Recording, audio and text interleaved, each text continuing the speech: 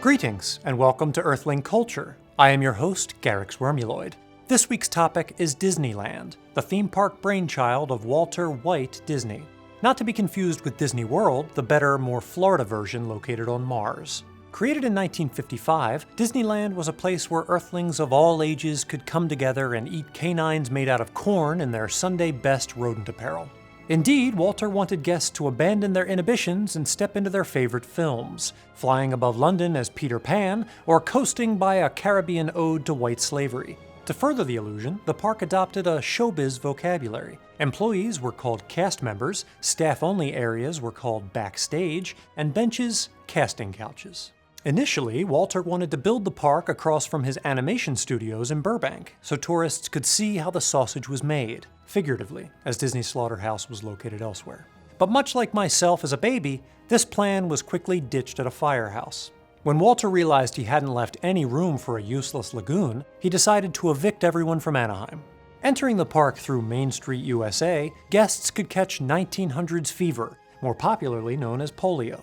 At the end of Main Street stood Sleeping Beauty Castle, where many humans would get engaged before heading over to It's a Small World for a divorce. From there, guests were free to roam in themed areas called lands, such as Fantasyland, New Orleans Square, the one nobody goes to, and the men's restroom. To build these lands, Walter would enlist the help of Imagineers, a spelling mistake Disney never owned up to. Made up of technicians and artists, the Imagineers created technological innovations, such as audio animatronics, whereby real-life figures could move and speak to pre-recorded audio tracks ever so naturally. That is, until they became sentient and killed a tourist just to see if they could.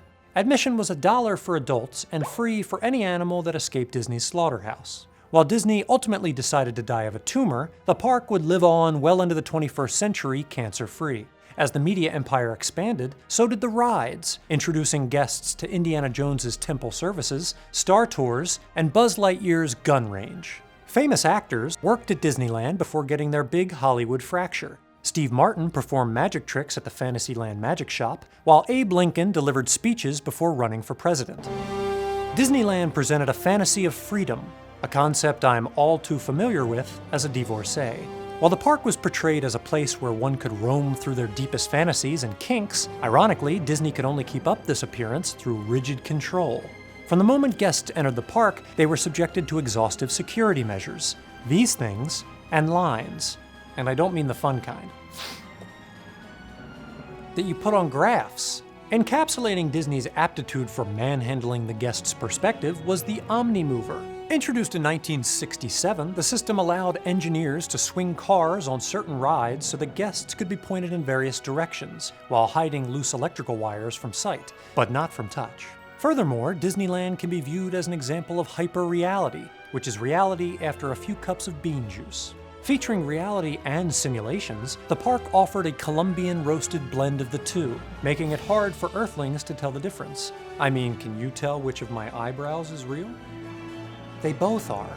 For novelist and philosopher Umberto Amazon Eco, the park offered more reality than nature can give us, observing that the fake reality was perceived as better than the imperfect real thing. Why muck about in the real jungle, where you may or may not see a wild animal, when you can ride the Jungle Cruise and get squirted on by a horse? Postmodern philosopher Jean Valjean Baudrillard took these ideas one further in his work Simulacra and Simulation. Baudrillard called Disneyland a perfect model of all the entangled orders of simulation, perfectly embodying the demise of reality across America and Puerto Rico. For Baudrillard, one may poorly replicate reality or blur the line between what's real and totes fake, like the optical trickery of the Sleeping Beauty Castle.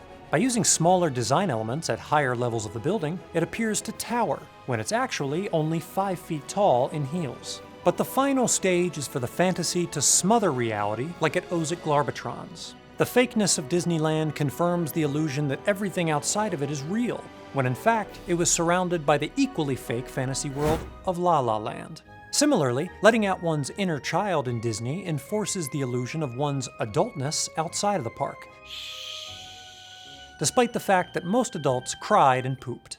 Or at least they did when the oceans turned to fire. For Earthling Culture, I'm Garyx Wormuloid. And remember, when you wish upon a star, it just might explode. Hey guys, Garyx's intern Emily here. Garyx is sending Galaxmas cards to everyone who filled out the polls. Because of you, our next batch will include Toy Story, Jurassic Park, and Rick and Morty. Also, Garyx is opening his vault and uploading some classic episodes, remastered with new Garyx commentary at the beginning. That's all for now. Happy Galaxmas and thanks for watching.